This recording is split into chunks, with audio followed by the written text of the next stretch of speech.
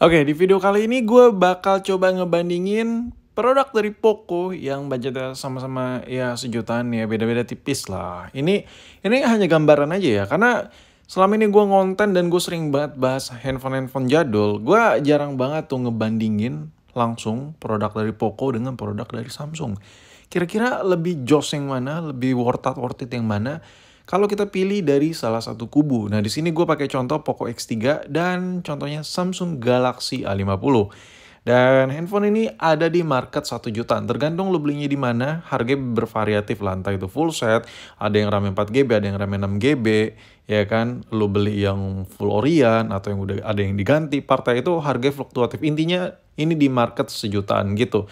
Buat Samsung A50 yang warna biru, itu bisa lo dapat memang lebih murah dari Poco X3 ini. Tapi dari marketnya ini budgetnya masih 1 jutaan gitu lah. Oke?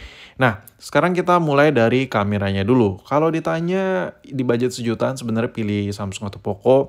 Jujur ya, kalau lu naik ke gua bakal bilang ya lebih worth it lu ambil produk Poco. Kenapa? Ini bukan masalah lensanya lebih banyak. Samsung tadi tuh kamera ada 3, ini kamera ada 4 boy. Ini bukan jumlah lensanya lebih banyak, makanya gue pilih si Poco ini. Bukan.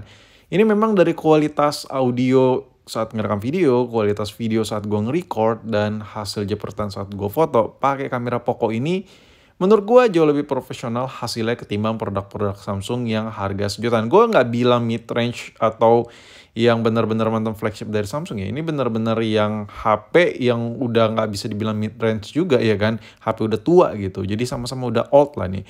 Nah, bedanya kalau lo pilih yang varian pilih merek Poco dari kubu Poco, itu banyak banget fitur-fitur tambahan dibandingkan Samsung. Contoh, lo bisa ngerekam sesmoothnya layaknya kayak ala-ala iPhone pakai Poco X3.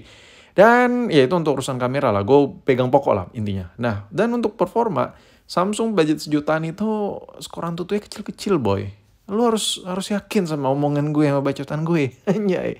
Skor Antutunya 219.000 ya untuk Samsung A50, sedangkan si Poco di 300 ribuan. Tapi ini beda-beda ya, lu bisa pilih mungkin Samsung M21 yang harganya juga beda, intinya masih di market 1 jutaan. Tapi kalau kita bandingkan pindah merek antara Samsung atau Poco, Poco itu menawarkan yang lebih wow gitu ketimbang Samsung. Memang ada beberapa poin kekurangan Poco yang bakal gue sebutin nanti. Nah, sekarang kita masuk ke kelebihannya Samsung. Kalau tadi poin-poin awal nih kayak kamera menang Poco, terus kayak performa mending Poco aja lah daripada Samsung. Ya harga setara tapi lu bisa dapetin performa yang lebih jos untuk pilih Poco dibandingkan Samsung. Nah sekarang kelebihan Samsung.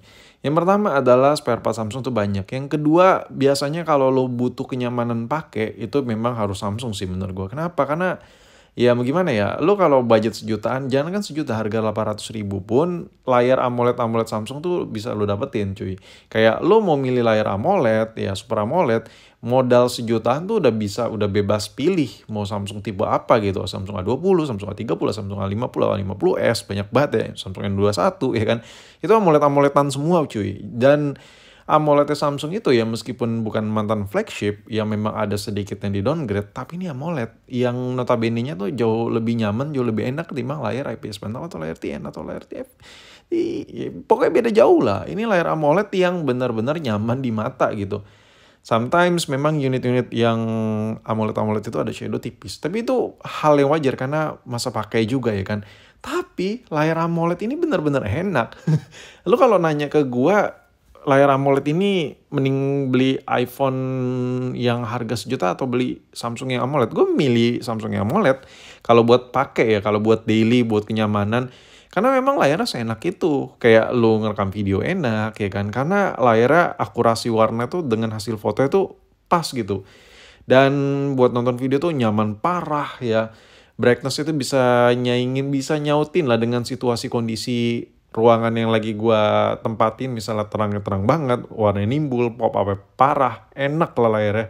Dan kalau di ruangan yang gelap, ya lu udah pada tau lah, kalau ruangan gelap tuh emang enak pakai AMOLED ya kan. Tapi Poco ini belum AMOLED. Tapi kalau kita lihat ya, ada kelebihan yang ada di Poco ini. Lu dikasih layar yang bukan 90 Hz lagi, 120 Hz layar. Ini udah berasa kayak pakai iPhone 14 Pro gue nih. Anjay.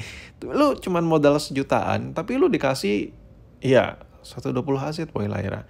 Itu kenyamanan mata yang tiada tara juga gitu. Memang di satu sisi layar Samsung bagus AMOLED. Tapi di satu sisi, ya ini nawarin sesuatu hal yang beda juga. Jadi kalau masalah layar juga menurut gue head to head seri lah ya antara Poco dan Samsung. Kalau lo mau pilih kenyamanan yang lembut, enak gitu. Apa sih lembut? Intinya soft lah dipakai tuh, nggak terlalu nyakitin. Apalagi yang lo khusus pengen banget layarnya bening itu, ambil Samsung sih. Tapi kalau lo mau yang layarnya bener-bener satset, lo lebih suka ngegame ya, lu nggak mau frame-nya kayak ala-ala patah-patah jelek gitu, pokoknya ngegame tuh smooth, lebih smooth, performanya oke, mendingan ambil Poco anjir, kayak emang enak banget nih HP asli. Layar Poco memang belum AMOLED, tapi memang seenak itu, lo bisa lihat sendiri warnanya seakurat ini. Ini layar enak banget, udah upgrade parah dibandingkan Poco M3. Poco M3 memang kekurangan layarnya tuh nggak enak banget ya, tapi memang handphone itu pada saat itu ya udah sih kameranya lumayan ya kan, 5G pula, ada yang varian 5G-nya. Dan di varian X3 ini diperbaikin banget sama Poco, layarnya sebagus ini. So kesimpulan gue ya, antara brand dari Samsung atau Poco, sebenarnya gini, kalau seandainya pemakaian lo yang nggak terlalu ekstrim, yang ringan-ringan aja, yang notabene gini, lu keluarin duit 1 jutaan, lu nggak mau banyak mau lah ya, gue udah sadar diri aja lah, yang nyaman-nyaman aja lah dipakai. Ya jawabannya produk Samsung banyak. Ada Samsung A8 yang di bawah 1 juta malah. Ya itu buat HP kedua ketiga sih harusnya ya.